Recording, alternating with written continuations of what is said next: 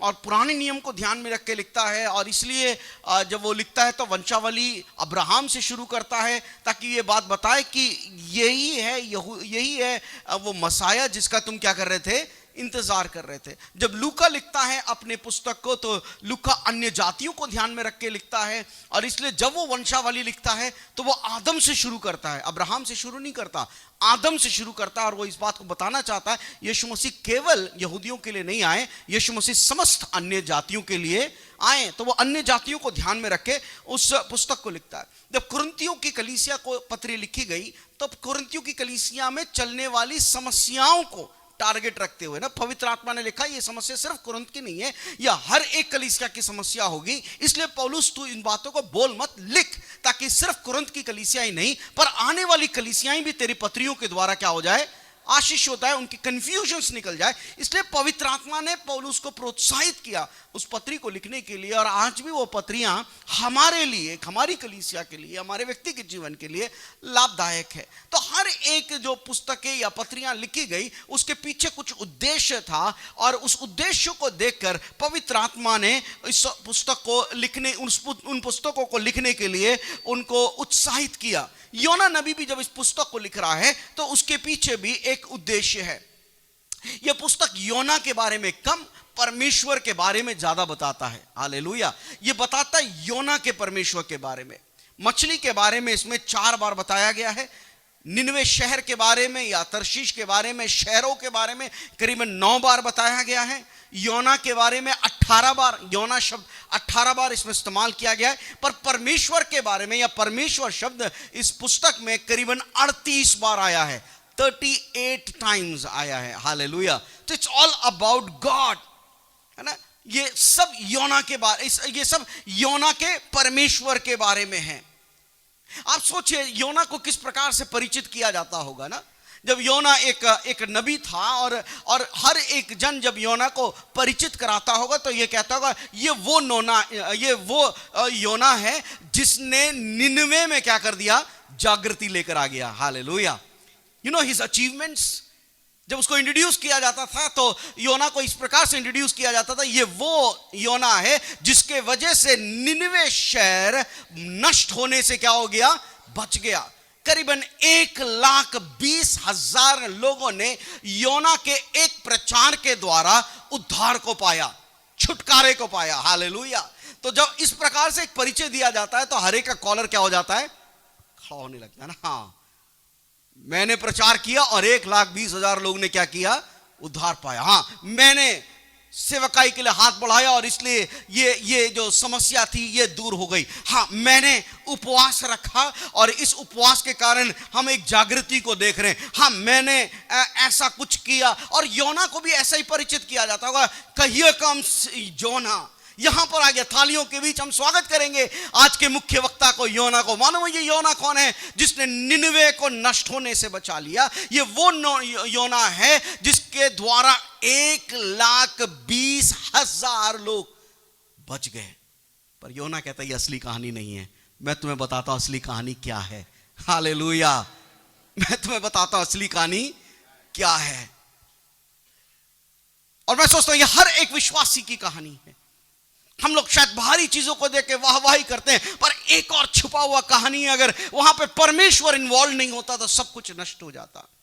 अगर परमेश्वर अपना किरदार नहीं निभाता तो हम सब बर्बाद हो जाते।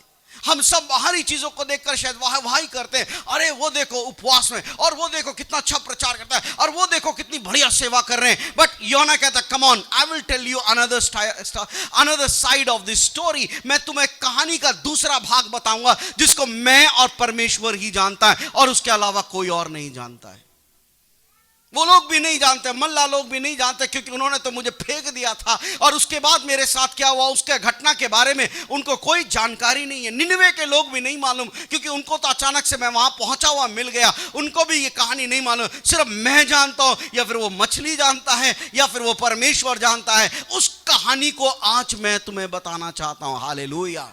And I think it's a true story of every believer. हर एक सेवक के साथ ये कहानी जुड़ी हुई है, क्योंकि कहीं ना कहीं हम में से हर एक जन कभी ना कभी किसी ना किसी क्षेत्र में आके परमेश्वर से भागना चाहते हैं। परमेश्वर की इच्छा को जानकर भी हम वहां से भागना चाहते हैं। So it's your story, it's my story.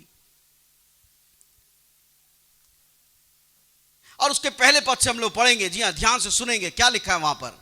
यहोवा का ये वचन अमित्ते के पुत्र योना के पास अमित्ते के पुत्र योना के पास पहुंचा। लिखा है परमेश्वर का वचन किसके पास पहुंचा? योना के पास पहुंचा। हालेलुया। मालूम क्यों परमेश्वर का वचन आपके पास और मेरे पास पहुंचता है? हमारा परमेश्वर एक बोलने वाला परमेश्वर है। हालेलुया। वो बात करना चाहता है। Hallelujah.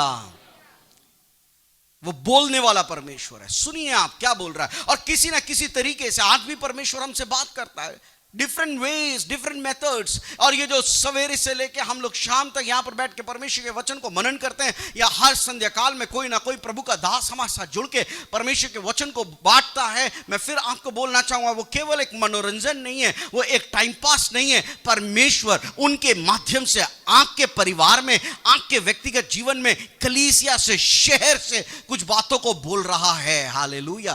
Take that word seriously. परमेश्वर के उन वचनों को बहुत गंभीरता से लेना शुरू करें। योना के पास परमेश्वर का वचन पहुंचा और योना दुचिता नहीं था, उसको मालूम था यह परमेश्वर कुछ योना से कह रहा है। बड़ा कंफर्म्ड था कि वो परमेश्वर का वचन है और परमेश्वर मुझसे बात कर रहा है। और कितनी बार परमेश्वर अपने दास, अपने भक्तों के द्वारा, और कई बार कई कठोर तरीके से, और वो वचन शायद हमें सुनने में अच्छा नहीं लगता है, बहुत ही कठोर शब्द का प्रयोग कर दिया जाता है, बहुत कठोर तरीके से परमेश्वर का वचन हमारे मध्य में आता होगा, हम उसको ग्रैब नहीं कर पाते, हम उसको स्वीकार नहीं कर पाते, और हम सोचते हैं कि ये पता नहीं क्या आज बोल रहे थे, किस मानसिकता के साथ बोल रहे थे। चाहे कोई भी मानसिकता के साथ हो मेरे प्रियो, अगर परमेश्वर का वचन यहां से बोला जा रहा है तो परमेश्वर का आत्मा आपसे बात करना चाहता है। शैतान बहुत जल्दी डाइवर्ट करता है और शैतान कहता है ये वचन मेरे लिए, मेरे चारों तरफ बैठे हुए इन झूठों के लिए और चोरों के लिए है। मैं बताऊं, ऐसा 4 बार कहिएगा, मीरठ के सारी दुष्ट आत्माएं चुपट जाएंगी। बस सबके लिए है। प्रभु आपसे बात करता है। Hallelujah. God speaks to you.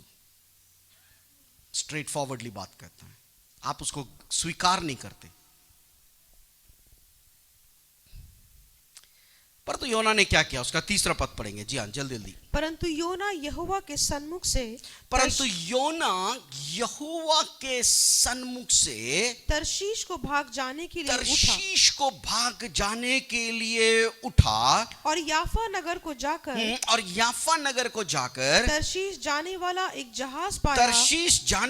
जहाज पाया और भाड़ा देकर उस पर चढ़ गया कि उनके साथ यहोवा के सन्मुख से वो क्या हो जाए, तर्शीश को चला। देखिए, जब आप परमेश्वर के वचन का उल्लंघन करते हैं, मालूम आप क्या करते हैं? आप परमेश्वर की उपस्थिति को छोड़ रहे हैं। That's simple. The moment you start disobeying God, जब आप परमेश्वर के वचन का उल्लंघन कर रहे हैं, जब परमेश्वर आपसे बात कर रहा है, जब परमेश्वर आपको आज्ञा दे रहा है, जब परमेश्वर का आत्मा आपको भिन्न परिस्थितियों के द्वारा, हो सकता है आप जब पर्सनली परमेश्वर के वचन को मनन कर रहे हैं उस समय हो सकता है, या इस प्रकार के एक सभा में आप जुड़ के परमेश्वर आपसे जब बात कर रहा है और आप डिसीजन ले लेते हैं, आप डिसाइड कर लेते हैं कि नहीं, मैं परमेश्वर के वचन को नहीं मानूंगा, मैं परमेश्वर के वचन को नहीं सुनूंगा, क्योंकि मुझे लगता है मैं परमेश्वर से ज्यादा स्मार्ट हूं। You know what you are doing, you are simply rejecting the presence of God. जब परमेश्वर ने योना से कहा चलो निनवे को जाओ और निनवे के विरोध में प्रचार करो, तो परमेश्वर ने अपनी पेटी बांधी और निनवे की ओर चला गया। परंतु यहां पर यह व्यक्ति क्या कर रहा है, इसने अपनी पेटी बांधी और कहां पर चला गया, तर्शीश। और तर्शीश में ये प्रभु की उपस्थिति को चाह रहा है। तर्शीश में जाके ये अपेक्षा कर रहा है कि अब परमेश्वर मेरे संग चले। नहीं, the moment you disobey God's word, listen carefully, जिस क्षण आप परमेश्वर के वचन का उल्लंघन करते हैं, you know what you lose the presence of God. आप परमेश्वर की उपस्थिति को तिरस्कार कर देते हैं। आदम और हव्वा ने क्या गंवाया?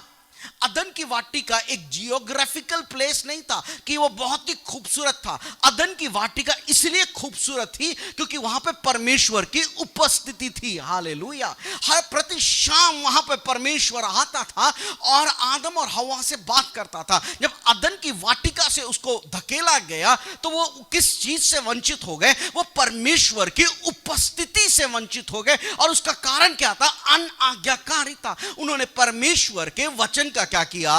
उल्लंघन किया। The moment you disobey God, you know what you lose is the presence of God. अब लोगों के मन में ये बहुत सवाल आता है ना, अरे वही होगा ना जो प्रभु चाहेगा, चाहे मैं कुछ भी करूं घुमा फिरा के प्रभु वही करेगा जो प्रभु को। परमेश्वर आपके फ्री विल का रिस्पेक्ट करता है। God respect your free will. परमेश्वर ने आपको स्व इच्छा प्राणी बनाया है और परमेश्वर ने आपकी स्व इच्छा का परमेश्वर आदर करता है, क्योंकि परमेश्वर चाहता है आप जोर जबरदस्ती मजबूरी के साथ मेरी आराधना ना करो। परमेश्वर नहीं चाहता कि जोर जबरदस्ती से आप मेरे वचन का पालन करो। अगर परमेश्वर को ऐसा कराना है ना तो परमेश्वर 2 मिनट में अपने वचन का पालन करा सकता है। हालेलुया। 2 मिनट के लिए आपके सांस को बंद कर देगा, 5 मिनट तक बोलेगा जब तक तू हाँ नहीं करेगा मैं तेरे को सांस नहीं दूंगा। आप क्या, आपके पूरे आने वाले वंश भी परमेश्वर के वचन का पालन करेंगे। हालेलुया। पर परमेश्वर कहता है मैं ऐसा नहीं चाहता, मैं चाहता तू अपनी इच्छा से मेरे वचन का पालन कर। हालेलुया। क्योंकि जब आप अपनी इच्छा से परमेश्वर का वचन का पालन करते हैं आप परमेश्वर की महिमा करते हैं और शैतान का पराजय होता है। हालेलुया। हालेलुया। इसलिए तो अदन की वाटिका में परमेश्वर ने उस वृक्ष को रखा, क्योंकि परमेश्वर चाहता था आदम मैं चाहता तू अपनी इच्छा से इस वृक्ष के फल को मत खाना, because I made you a free will person. आप सोचा अगर प्रभु की इच्छा होगी तो प्रभु उपवास करा ही लेगा? मत बोलना ऐसा, करा भी देगा वो। मत बोलना ऐसा, और ऐसा कराएगा ना कि हर साल अपने आप करने बैठ जाओगे। बड़ी बड़ी बातें हम हाँकते प्रभु के सामने। खेल समझ रखा है हमने परमेश्वर को, तमाशा बना दिया हमने प्रभु को।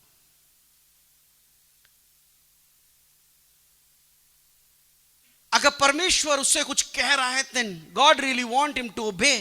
प्रभु चाहता है कि आप अपनी इच्छा से परमेश्वर का वचन का क्या करें? पालन करें। एक भाई मुझसे बात कर रहे थे और कह रहे थे मुझे मालूम है मेरा प्रभु सब संभाल लेगा। मैंने बोला सच कह रहा, वो तेरा प्रभु है, बाइबल का प्रभु नहीं है। क्योंकि जो तू अपने प्रभु के, तूने अपना एक प्रभु बना लिया है जो बाइबल के प्रभु से कोई लेना देना नहीं है। गलातियों की पत्री में कहता है कि कौन सा यीशु, कौन सा सुसमाचार, अपना ही तुमने एक यीशु खड़ा कर दिया, अपना ही एक सुसमाचार तैयार कर दिया। पर उसके आगे वहां पर एक और बात लिखा है ना, उसी उसके 3 पद में वहां पे लिखा है, मैं फिर पढ़ रहा हूं उसको आपके लिए। परंतु योना यहोवा के सन्मुख से तर्शीश भाग जाने के लिए उठा और योपा नगर में जाकर तर्शीश जाने वाला एक जहाज पाया। और लिखा है वहां पर, क्या लिखा है? जोर से पढ़ेंगे। भाड़ा देकर। और क्या देकर? भाड़ा देकर। और क्या देकर? भाड़ा देकर। जब आप अपनी इच्छा के अनुसार जीवन जीना शुरू कर देते, यू हैव टू पे, आपको भाड़ा देना पड़ जाता है। हालेलुया। कईयों को अपना सुकून पे करना पड़ जाता है, कईयों को अपना आनंद पे कर जाना पड़ता है, कईयों को अपना चैन पे करना पड़ जाता है। Hallelujah. Because you choose to live according to your own will. आपने चुनाव किया है कि मैं अपनी इच्छा से क्या करूंगा? चलूंगा। और उसका परिणाम क्या होता है? You have to pay something. आपको अपना जीवन का वो आनंद, कई बार अपना उद्धार, कई बार अपना चैन, कई बार अपनी पवित्रता, कई बार अपना जो अपनी बुलाहट को आपको पे करना पड़ता है। यू हैव टू पे। बिना आप पे करके परमेश्वर के वचन का उल्लंघन नहीं कर सकते। You have to pay something. There is a bargaining. वहां पर एक जिसको कहना चाहिए मोल भाव चल रहा है कि शैतान कहता है ठीक है मैं तुझे तरशीश ले जाऊंगा, मैं तुझे तरशीश में याशा दिलाऊंगा, बट यू नीड टू पे। तुझे कुछ चुकाना पड़ेगा। और हम क्या चुकाना शुरू कर देते हैं? अपना आनंद दान करना शुरू कर देते हैं। अपना चैन हम देना शुरू कर देते हैं, अपनी आत्मिकता हम बलि पे चढ़ा देते हैं, अपनी पवित्रता का हम बलिदान कर देते हैं, अपनी बुलाहट का हम बलिदान कर देते हैं। जिस उद्देश्य के लिए परमेश्वर ने हमको बुलाया है, हम उस उद्देश्य को बलिदान करना शुरू कर देते हैं। Without paying you can not disobey God. आज कितने एक ऐसे जनरेशन में जी रहे हैं हम लोग, where the devil is bargaining. शैतान आपको क्या दे रहा है वो आपको दिख जाता है। आपको लगता है मुझे बड़ा अच्छा टाइम पास मिल रहा है, मुझे बड़ा अच्छा मनोरंजन मिल रहा है, ओ बहुत मजे में मेरी जिंदगी चल रही है, बढ़िया लग रहा है, मजा आ रहा है, बहुत मजे, वाह कितना अच्छा, कितना अच्छा, कितना बढ़िया। पर आपको ये नहीं दिख रहा शैतान आपसे ले क्या रहा है। शैतान आपसे छीन क्या रहा है। और जब हम में से कईयों को होश आता है ना, जब हम में से कईयों को बोध आता है, जब हम अपने आपे में आ जाते हैं, जब हम अपने होश में आते हैं, तब हमें दिखाई देता है कि हम सूअरों के साथ भोजन कर रहे हैं। फिर हमें याद आता है हमारे पिता के भवन में, हमारे पिता के घर में, जहां पर पिता स्वामी था, पिता हमारी देखभाल करता था, वहां किसी भी भोजन वस्तु की कमी नहीं थी। वहां के नौकर भी इससे उत्तम उत्तम भोजन को करते थे। पर देखो मैंने एक चुनाव करा और मैंने अपना भाग लेकर मैं भाग गया, और आज देखो मेरी हालत क्या हो गई। ओ मैं सोच रहा था मैं अय्याशी करूंगा, मैं अपनी मन की इच्छा से अपने जीवन को जीऊंगा, अनाज्ञाकारिता में जीऊंगा, क्योंकि पिता के भवन में उस बात को मैं कर नहीं सकता, इसलिए मुझे वहां से बाहर निकलना पड़ेगा। पर आज देखो मेरी हालत क्या हो गई है, सूअरों के साथ बैठ के भोजन कर रहे हैं। कई बार आप परमेश्वर के वचन का उल्लंघन करते हैं, ध्यान से सुनिएगा। कई बार आपके बच्चों को उसकी कीमत चुकानी पड़ जाती है। कई बार आप परमेश्वर के वचन का उल्लंघन करते हैं, आपकी कलीसिया को उसके कीमत को चुकाना पड़ जाता है। आखान का पाप था, पूरी यहोशू की टोली हार गई। एक छोटा सा पाप उसके नजर में, पर परमेश्वर के नजर में गंभीर था, and God want to discipline that. पर उसका अनाज्ञाकारिता जो परमेश्वर की आत्मा ने यहोशू के द्वारा एक निर्देश परमेश्वर ने उस समूह को दिया था, उस वचन का उल्लंघन करने का परिणाम क्या हुआ? They have to pay. Listen carefully. Whenever you disobey God, जब कभी भी आप परमेश्वर के वचन का उल्लंघन करते हैं, जब कभी भी आप परमेश्वर के वचन को ना कहते हैं, always remember you are paying something. Hallelujah, hallelujah. आप कुछ ना कुछ पे कर रहे हैं। आप अपनी शांति को, अपने आनंद को, आत्मिक वरदानों को, आत्मिक बुलाहट को, कुछ ना कुछ जो परमेश्वर की ओर से आपको दिया गया था, परमेश्वर का जो अनुग्रह आपके ऊपर हुआ था, यू आर पेइंग। जिस प्रकार से ना वो जो जब याकूब और एसाव के बारे में पुराने नियम में लिखा है, एसाव इतना तड़पने लग जाता है कि मुझे भोजन चाहिए, मुझे भोजन चाहिए, अगर मुझे अभी भोजन नहीं मिलेगा तो मैं मर जाऊंगा। उसको वो भोजन दिखाई दे रहा था, और याकूब ने बहुत समझदारी से एक कटोरे भोजन के लिए उससे पहलोटे का अधिकार ले लिया। आज आप में से कितने लोग है ना उस अनुग्रह को बेच रहे हैं, भोजन के लिए, शारीरिक आवश्यकताओं को पूरा करने के लिए, शरीर के उस आनंद को अनुभव करने के लिए, and you just forget I am paying, मैं कुछ ना कुछ दे रहा हूं। उसके बाद क्या लिखा है, पद 4 को पढ़ेंगे। जी हाँ, जल्दी जल्दी। तब यहोवा ने समुद्र में, क्यों समुद्र में? क्योंकि इसने परमेश्वर के वचन का क्या किया? उल्लंघन किया। He simply disobeyed God and God was forced to do something. परमेश्वर मजबूर हो गया कुछ करने के लिए। God was forced, और वहां पर लिखा है तब यहोवा ने समुद्र में एक प्रचंड आंधी चलाई, और समुद्र में बड़ी आंधी उठी, और यहां तक जहाज क्या था? टूटने पर था। परमेश्वर ने आंधी को आज्ञा दिया, समुद्र को आज्ञा दिया कि तेरे मध्य में एक प्रचंड वायु आ जाए, और वहां पर आंधी चलने लगी, और बड़ी आंधी उठी, और इस इतनी बड़ी आंधी थी कि जहाज क्या करने लगा? टूटने पर था। पर आगे क्या लिखा है, पद 5, it is a shocking words. तब क्या लिखा है? तब मल्लाह लोग डर कर, मल्लाह लोग जो नाव के चालक थे, जो नाव को चला रहे थे, जो नाव को नियंत्रण कर रहे थे, जिनके पास आत्मिक ज्ञान नहीं था, संसार का ज्ञान था, शारीरिक ज्ञान था, दुनियावी ज्ञान था, अन्य जाति ईश्वरों का ज्ञान था, लिखा है वो डर गए और डर कर क्या करने लगे? अपने अपने देवताओं की दुहाई देने लगे। वो अपने अपने परमेश्वर को क्या करने लगे? पुकारने लगे। कुछ कर रहे हैं, वो दिख रहा है उनको दिख रहा है कुछ मेस हो रहा है, कुछ गड़बड़ी हो रही है। और आगे क्या लिखा है? और जहाज में जो व्यापारी के सामग्री थी उनको समुद्र में उन्होंने क्या करना शुरू करा? फेंकना शुरू किया, समुद्र में फेंकना शुरू किया, ताकि जहाज क्या हो जाए? हल्का हो जाए। और देखिए यहां पर परमेश्वर का दास क्या कर रहा है? What the man of God is doing, क्या कर रहा है? वहां पे लिखा है, परंतु योना जहाज के निचले भाग में उतर कर क्या कर रहा था? ये क्या कर रहा है जी? बोलिए ना, आप भी सो रहे हैं क्या? जोर से बोलिए, क्या कर रहा है ये? That is still the problem of Christians. संसार डरा हुआ है, वो कुछ तो कर रहे हैं, वो उनको दिख रहा है उनका परिवार बर्बाद हो रहा है, दे आर डूइंग समथिंग। उनको दिख रहा है कि ना एक इकोनॉमिक लैप्स आ रहा है, दे आर डूइंग समथिंग, कुछ कर रहे हैं। बट जो विश्वासी लोग हैं, क्रिश्चियंस हैं, वो क्या कर रहे हैं? अरे भैया गहरी नींद। एक बार एक पादरी साहब प्रचार कर रहे थे, तो एक आदमी बैठ के सो रहा था, खराटे मार रहा था।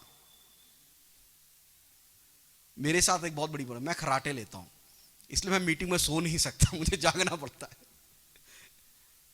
अब वो सो रहा था तो पाजी साहब ने बोला, अरे भैया देख सो रहा है, उसको जगाना। तो वो विश्वासी बोला, आप ही ने सुलाया, आप ही जगाओ उसे। इतना लंबा लंबा बोरिंग प्रचार कर करके आप ही ने सुला दिया उसको, मैं क्यों जगाऊं भैया, आप ही जगाओ उसे। और ये विश्वासी चैन से सो रहा है। विश्वासी भी नहीं, भविष्यवक्ता, अ मैन ऑफ गॉड, जो परमेश्वर की आवाज को सुनता है, परमेश्वर से वार्तालाप करता है। और ये व्यक्ति, और यही हो रहा है आज परमेश्वर के लोगों के साथ। हर एक तरफ हाहाकार मचा है, हर एक तरफ कोई ना कोई कुछ ना कुछ कर रहा है, अपनी समझ के अनुसार कुछ कर रहा है। अपने परिवार और विश्वासी लोग क्या कर रहे हैं, वो भी देखने बर्बादी आ रही है, बट दे नीड स्लीप। उनको डिस्टर्ब मत करिए, सो रहे हैं। और लिखा है गहरी नींद में पड़ा हुआ था। He was in a different realm, चैन से सो रहा है, चैन से सो रहा है। बाकी लोग क्या कर रहे हैं? अपने देवी देवताओं को पुकार रहे हैं। बाकी लोग क्या कर रहे हैं? अपने बिजनेस को क्रश कर रहे हैं ताकि नष्ट होने से बच जाएं। पर एक परमेश्वर का जन क्या कर रहा है? परमेश्वर का जन क्या कर रहा है? परमेश्वर का जन क्या कर रहा है? परमेश्वर का जन क्या कर रहा है? परमेश्वर का जन क्या कर रहा है? सो रहा है। जब आपको उठना चाहिए आप लेटे हुए हैं, जब आपको दौड़ना चाहिए आप चल रहे हैं, जब आपको है ना लंबी छलांगे लगानी चाहिए आप रेंग रहे हैं। It's a high time church. एक मूर्ख ही होता है जो कि युद्ध के समय अपने आप को तैयार करता है, पर बुद्धिमान व्यक्ति वो होता है जो युद्ध से पहले अपने आप को तैयार करना शुरू करे। युद्ध के समय वो ढूंढ रहा है, अरे मेरी तलवार कहां है, यहीं तो रखी थी, अरे अरे अरे मेरी ढाल कहां है, यही तो, अरे मेरा झिलम कहां है, झिलम ढूंढो झिलम ढूंढो। युद्ध चल रहा है भाई, तू क्या कर रहा है? पर तो एक बुद्धिमान व्यक्ति क्या है, युद्ध कभी भी हो सकता है, मुझे अपनी तलवारों में धार रखना है, हालेलुया, मुझे झिलम पहनना है, हालेलुया, मुझे अपने ढाल को तैयार रखना है, मुझे नहीं मालूम कब तुरी फूकी जाएगी और कब मुझे लड़ाई के लिए खड़ा होना पड़ेगा। And that's why we are not prepared for our battles. हम वेट कर रहे हैं, जब लड़ाई होगी, जब जब जब होगा, जब देखा जाएगा, और अभी तो सोने दो, अभी तो मुझे नींद इज इंपॉर्टेंट, मेरे लिए नींद इंपॉर्टेंट है। इन अदर वर्ड्स मेरा सुकून इंपॉर्टेंट है। ओ अभी दूसरे शब्दों में अभी मेरा चैन। और जब परेशानी आएगी, जब देखी जाएगी, मेरे प्रियो, परमेश्वर का वचन कहता है परमेश्वर का समय एक चोर के समान आने वाला है। Hallelujah. This other time alarms है, ये वार्निंग्स है, जब परमेश्वर कलीसिया को जगा रहा है। हालेलुया। ये आंधी और तूफान योना को नष्ट करने के लिए नहीं थी, ये आंधी और तूफान योना को बर्बाद करने के लिए नहीं था। ये छोटी सी घटना जो आपके घर में हुआ, ये एक अलार्म के रूप में ले लीजिए। जो छोटी सी घटना आपके शरीर में हुआ, ये एक अलार्म के रूप से ले लीजिए। ये छोटी सी घटना जो आपके ना आर्थिक क्षेत्र में हुआ, उसको एक अलार्म के रूप में ले लीजिए। वो आपको बर्बाद करने के लिए नहीं है, आपको एक गहरी नींद से जगाने के लिए है। परमेश्वर आपसे बात कर रहा है। गेट अप, उठिए, उठिए अपने नींद से। देखिए उसके 6वें पद में क्या लिखा है। जी हाँ, तब माझी उसके निकट आकर कहने लगा, तब माझी उसके निकट आके कहने लगा, तू भारी नींद तू में पड़ा भारी हुआ नींद क्या में करता पड़ा है? हुआ क्या करता है? उठ और अपने देवता की दुहाई अपनी दे। देवता की दुहाई दे। संभव है कि ईश्वर हमारी चिंता कि करे परमेश्वर हमारी चिंता करे और हमारा नाश ना हो। सब लोग भिन्न प्रकार से अपने अपने ईश्वर देवी देवताओं को पुकार रहे हैं, पर तो परमेश्वर का जीवित जन, जीवित परमेश्वर का दास, जीवित परमेश्वर के विश्वासी, जीवित परमेश्वर की कलीसिया क्या कर रही है? सो रही है। और अन्य जाति जगा रहे, उठो तुम प्रार्थना करो। कितनी बार अन्य जाति आपको बताते हैं, आप तो विश्वासी हैं ना, आपके यहां भी ऐसा होता है।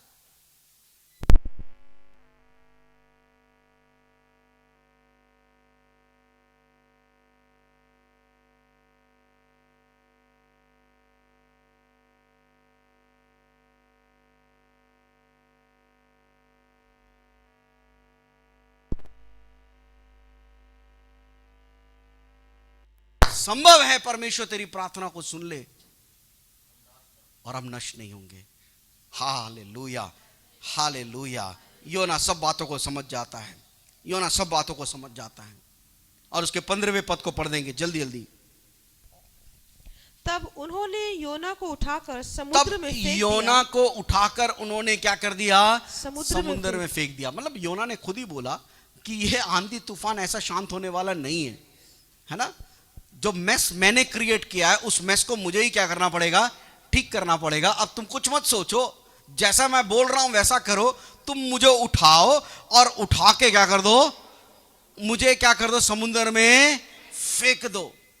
और फेंकते ही सब कुछ क्या हो जाएगा? शांत हो जाएगा। प्रभु का धन्यवाद है ऐसे लोगों के लिए जो समझ जाते हैं कि ये मेस किसके वजह से क्रिएट किया गया है। उसने किसी और पे दोष नहीं लगाया, किसी और पे आरोप नहीं लगाया, पर परमेश्वर के अनुग्रह से वो इस बात को समझ गया कि जितनी भी गड़बड़ियां हुई हैं मेरे ही कारण हुई है। और वो कहता है कि कुछ मत करो, तुम उठाओ मुझको और मुझको क्या कर दो? समुद्र में फेंक दो। और उन्होंने ऐसा ही किया। उन्होंने योना को उठाया और समुद्र में फेंक दिया। और समुद्र की भयानक लहरें क्या हो गई है? थम गई है। You deal with the right problem. वास्तविक समस्या क्या है उसको डील करिए। इधर उधर समाधान। What is the core reason? परमेश्वर के वचन ने एफेसोस की कलीसिया से क्या कहा? परमेश्वर के आत्मा ने एफेसोस की कलीसिया से कहा तू सब कुछ कर रहा है, बढ़िया है, मैं तेरे परिश्रम को भी देखता हूं, मैं ये भी जानता हूं तू वचन का अच्छा ज्ञाता है, तू एकदम जांच लेता है कि ये झूठा प्रेरित है, ये सच्चा भविष्यवक्ता है, पर मालूम तेरी एक ही प्रॉब्लम है। और वो एक ही प्रॉब्लम क्या है? तूने अपना पहला सा प्रेम क्या कर दिया? छोड़ दिया। अब तू उसको किसी और चीज से कवर अप नहीं कर सकता, किसी और चीज से उस परेशानी को ढांप नहीं सकता। चेत कर कि तू कहां गिरा है, वापस जा, वापस जा। जो प्रॉब्लम मेस तूने क्रिएट किया है, तू ही उस मेस को क्या कर? ठीक कर। उठाए योना को, और योना को जैसे ही उन्होंने समुद्र में फेंक दिया, लिखा है समुद्र क्या हो गया? शांत हो गया। समुद्र शांत हो गया। आप देखिए ना, कब से वो प्रॉब्लम आपके लाइफ में आनी शुरू हुई? Where you start disobeying God. कहां आपने कॉम्प्रोमाइज शुरू करना शुरू करा? कहां से ये आपके घर में है ना शांतियां भंग होने लगी? What was the moment when you start losing your joy in the Lord? क्या कौन सा परमेश्वर के वचन के साथ आपने उल्लंघन किया? You just listen carefully. अपने आप को डायग्नोज करना शुरू। कहां से एक ड्रॉबैक आपके जीवन में, कहां से एक डाउनफॉल आपके लाइफ में आना शुरू हुआ? कहां से आप जब अब तक तो प्रभु के लिए देते थे और आप कर्जों पे कर्जे आ रहे हैं। What wrong decision you started making? आपने कौन सा गलत मेस क्रिएट किया? आप इधर उधर जाके दुआ करा रहे हैं, इधर उधर जाके बोल रहे हैं, but you start diagnosing your problem. आप अपने प्रॉब्लम, कौन से अहंकार आपके अंदर आ गया, कौन सा समझौता आपके अंदर आ गया, कहां पर अंदर अविश्वास आ गया, कौन सी बात आपने प्रभु से कही और पूरी नहीं करी, कौन सा ऐसा क्षेत्र जहां परमेश्वर ने आपको डील करने की कोशिश करा और आपने अपने मन को कठोर किया, आप उस चीज को डील नहीं करना चाहते, और उसके अलावा आप कह रहे कुछ भी करने के लिए तैयार है, पर आंधी और तूफान थम नहीं रही है, परेशानियां खत्म नहीं हो रही हैं, और बढ़ती जा रही है और बढ़ती जा रही है। Start dealing the core of the problem. योना को मालूम था कुछ भी कर लो, ये आंधी थमेगी नहीं, ये आंधी थमेगी नहीं। यहोशू को मालूम था जब तक अखान पकड़ में ना आए और अखान को मारा नहीं जाएगा हम युद्ध जीत नहीं पाएंगे। उसका समाधान होना बहुत जरूरी है, उसको खोजना बहुत जरूरी है। कौन सा क्षण था कि हम पवित्र आत्मा की उपस्थिति से वंचित होने लगे? कौन सा वो मूवमेंट था जब हमने परमेश्वर पर सहारा रखना छोड़ दिया और मनुष्य पर हम निर्भर होने लगे? And you have started losing something, you started losing the Joy. आप वो आनंद को खोने लगे, वो जो सुरक्षा आप महसूस करते, जो सिक्योरिटी आप प्रभु में महसूस करते थे, वो खोने लगे। बैठिए इन उपवास प्रार्थनाओं में, स्टार्ट डायग्नोजिंग। एक सिटी स्कैन करिए अपना, प्रभु की उपस्थिति बैठिए और बोलिए प्रभु कहां मिस किया मैंने? क्यों मेरे से वैसी प्रार्थनाएं अब नहीं हो पा रही हैं? क्यों मैं अब तेरी आवाजों को नहीं सुन पा रहा हूं? क्यों ये आंधी तूफानें थम नहीं रही हैं? क्या हो रहा है प्रभु? ये बीमारियां जा नहीं रही हैं प्रभु। वो आत्मा का उस कार्य को महसूस नहीं कर पा रहे परमेश्वर। क्यों ये झगड़े और तनाव बार बार होता जा रहा है परमेश्वर? Where I created a mess, deal with it. योना जानता है परमेश्वर के स्वभाव को। योना को मालूम है परमेश्वर कैसे व्यवहार करता है। उसको मालूम है वो कुछ भी कर लो, मैं कुछ भी कर लूं, जब तक मैं नहीं पानी में खोदूंगा कुछ होने वाला नहीं है। Hallelujah. Start discerning your problems. Hallelujah, hallelujah. प्रभु की उपस्थिति में इन उपवास के प्रार्थनाओं में बैठे और बोले प्रभु मेरी बुद्धि को खोल, मैं समझ सकूं what a mess I created. योना ने ऐसा ही किया और उसको फेंक दिया। और क्या हुआ लिखा है, हाँ जी, उसके 16वें पद को पढ़े। तब उन मनुष्यों ने यहोवा का बहुत ही भय माना। तब उन मनुष्य ने यहोवा की बहुत भय माना और उसको भेंट चढ़ाई और क्या किया? मन्नतें। सिर्फ ऐसे थैंक यू जीसस बोल के उन्होंने नहीं चले गए, है ना। दे वर द रियल बिलीवर्स। उन्होंने भेंट प्रभु को चढ़ाया, उन्होंने अर्पण परमेश्वर को किया, है ना। हम तो हमारा तो सारा बिल्कुल ऊपरी ऊपरी चलता है, सब कुछ दिखावा चलता है। पर दे स्टार्टेड ऑफरिंग, परमेश्वर के लिए भेंटों को अर्पण करना शुरू किया, परमेश्वर के लिए मन्नतें मांगना शुरू करी है। जो भी उन्होंने परमेश्वर के सामने वाचाएं बांधी उन्होंने परमेश्वर के साथ वाचा बांधी। पर उसके 17वें पद को पढ़ेंगे। जी हाँ, यहोवा ने एक बड़ा सा मछ ठहराया था। बड़ा मगरमच्छ क्या किया? परमेश्वर ने ठहराया। इंग्लिश के बाइबल में लिखा है परमेश्वर ने एक व्हेल मछली को क्या करा? ठहराया। और योना को वो क्या कर गया? वो योना को क्या कर गया? निगल गया। परमेश्वर ने ठहराया, है ना।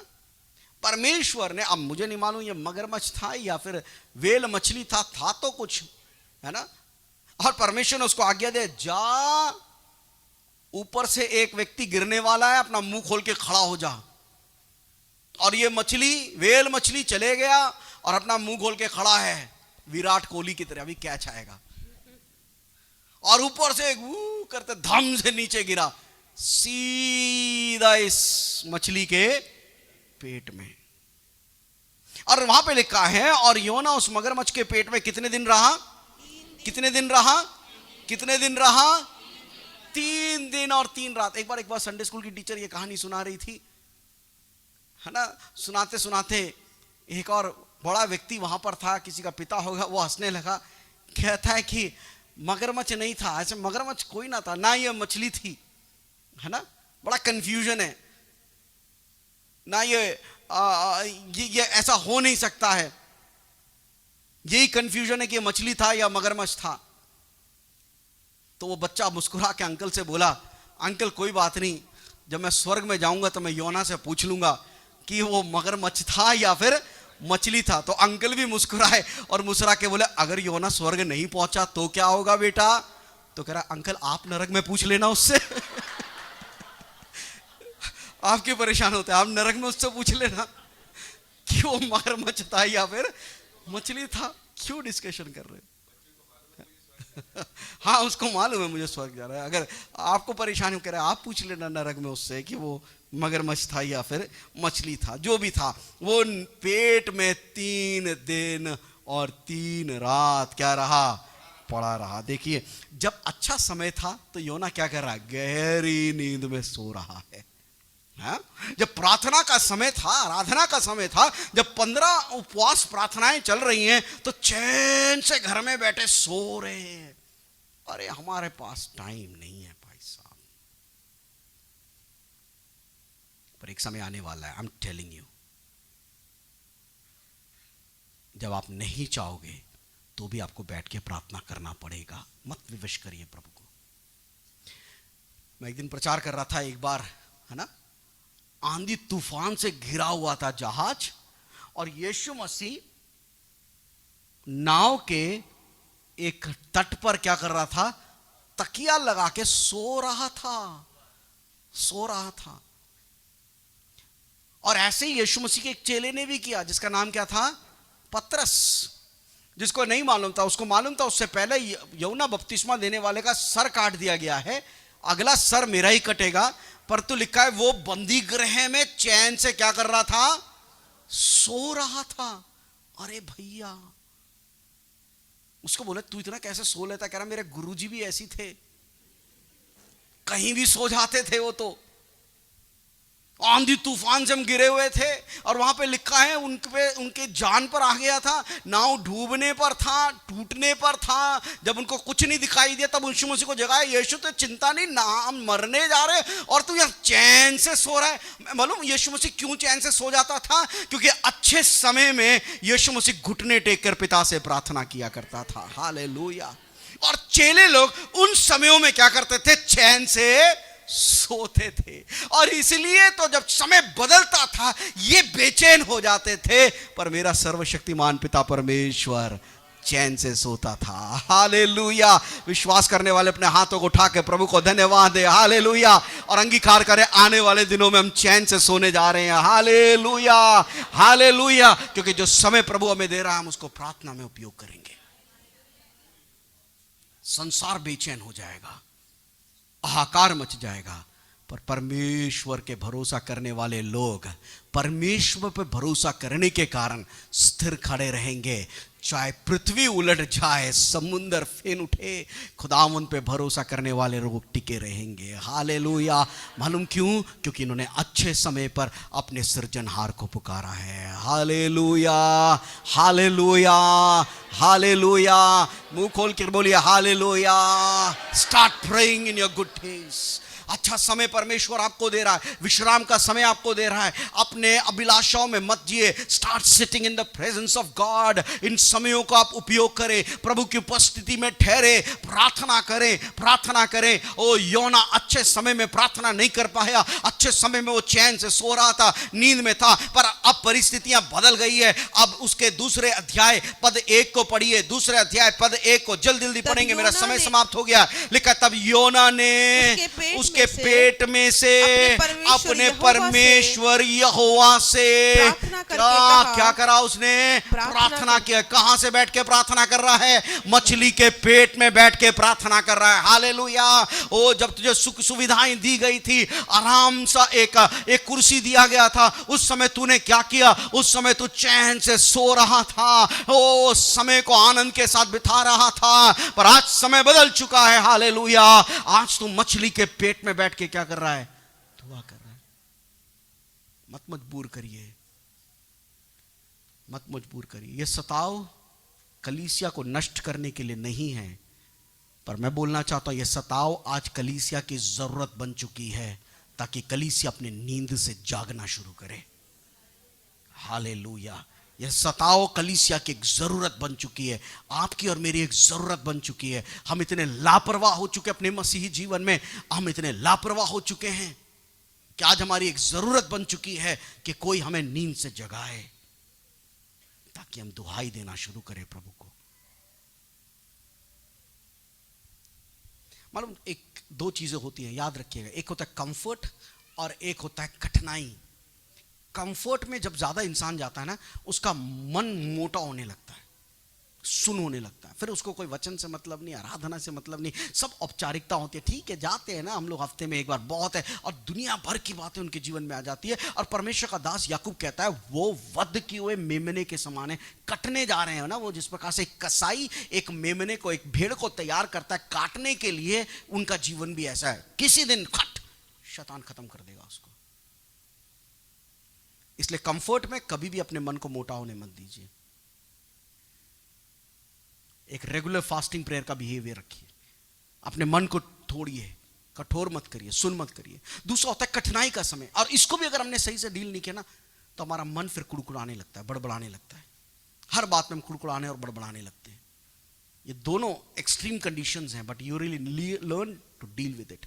आपको सीखना चाहिए पवित्र आत्मा के द्वारा इसको डील करना। एनीवे, उसके दूसरे पद को पढ़ेंगे, जल्दी जल्दी पढ़ेंगे। जी हाँ। मैंने संकट में पड़े हुए यहोवा की दुहाई दी, मैंने संकट में पड़े हुए यहोवा की दुहाई दी, और उसने मेरी सुन ली और है। उसने मेरी क्या कर ली है? सुन ली है। अधोलोक के उदर में अधोलोक के उधर में से मैं चिल्ला उठा और तूने मेरी और सुन ली। मेरी तूने क्या कर ली है? सुन ली है। Hallelujah, hallelujah. मछली के पेट के अंदर से बैठकर परमेश्वर का दास दुहाई देता है। हालेलुया। और परमेश्वर के उस दास की दुहाई को यहोवा क्या कर लेता है? सुन लेता है। हालेलुया। ऐसा कभी भी कोई भी परिस्थिति नहीं जब परमेश्वर आपके प्रार्थना को अनसुनी कर दे। अगर आप मन की ईमानदारी के साथ प्रभु को पुकारेंगे तो अवश्य परमेश्वर सुनेगा। हालेलुया।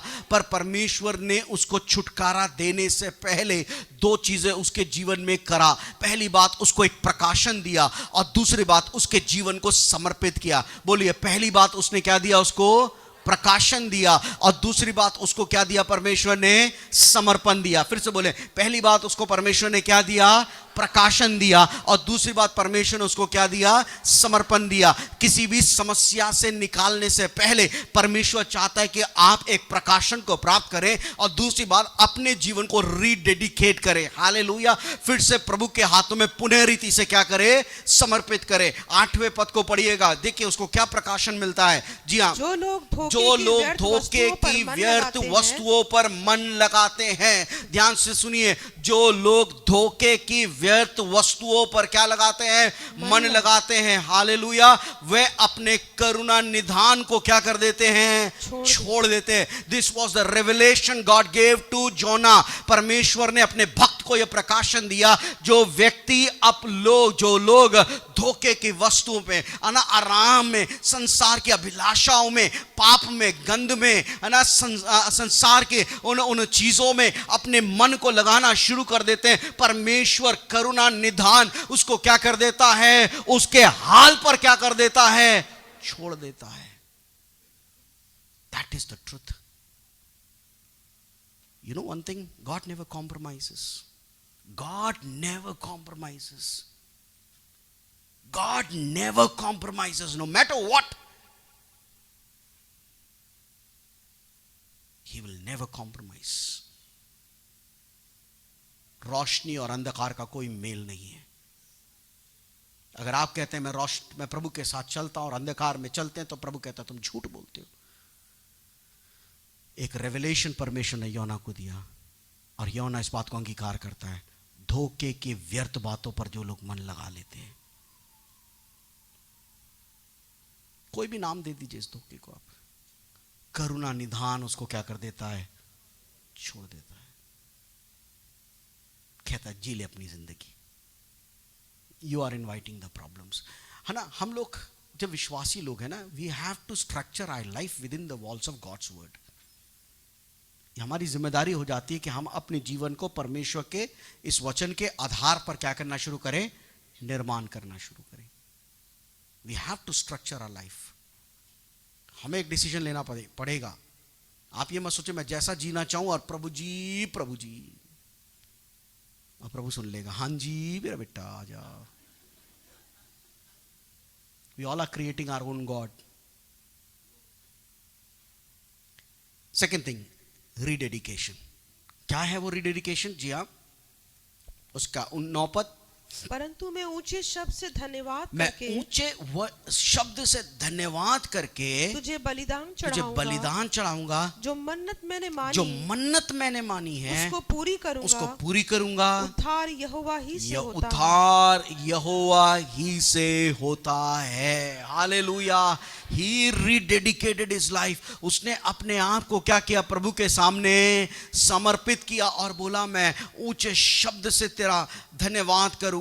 और जो मन्नतें मैंने मानी, अब मुझे नहीं मालूम क्या मन्नतें उसने मांगनी होगी। उसने यही बोला होगा प्रभु से, प्रभु जैसा तू कहेगा वैसा ही मैं आगे से चलूंगा। तू निनवे बोलेगा, निनवे जाऊंगा। तू तरशीश बोलेगा, तरशीश जाऊंगा। ओ तू कोई भी जो बोलेगा, I will not going to disobey your word. जो तू कहेगा वैसा ही करूंगा, क्योंकि मैं जान चुका हूं उद्धार यहोवा ही की ओर से होता है। He rededicated his life. और देखिए उसके तुरंत बाद क्या हुआ, एक डिलीवरेंस आया। You need a deliverance, you need a revelation. What a mess you have created. You need to rededicate your life. आपको फिर से अपने जीवन को पुनः समर्पित करने की जरूरत है। Come back, वापस आइए। ध्यान दीजिए कहां से कहां गिरे हैं। उन वेदियों की मरम्मत करना शुरू करिए। कहां चूक हुई है, वापस आइए, वापस परमेश्वर के उस कार्य में वैसा ही करना शुरू, वैसे ही प्रभु से प्यार करना शुरू करिए। नहीं तो मछली के पेट में रह जाएंगे। 40 साल आप परमेश्वर के धीरज की परीक्षा मत लीजिएगा। 40 साल परमेश्वर ने घुमा दिया इजराइलियों को, तब भी उनमें से एक भी कनान में प्रवेश नहीं कर पाया। Because my God never compromises. Caleb और यहोशू के अलावा कोई नहीं प्रवेश कर पाया। बार बार प्रभु उनको सिखा रहा था, बार बार प्रभु उनको समझा रहा था।